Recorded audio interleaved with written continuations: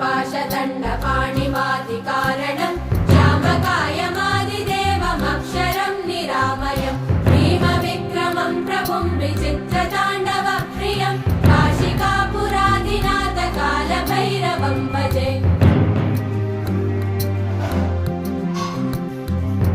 मुक्तिदायकं प्रशस्तचारुविग्रहं भक्तवत्सलं स्थितं समस्तलोकविग्रहं विनिक्वरन्मनोज्ञ हेम किङ्किणी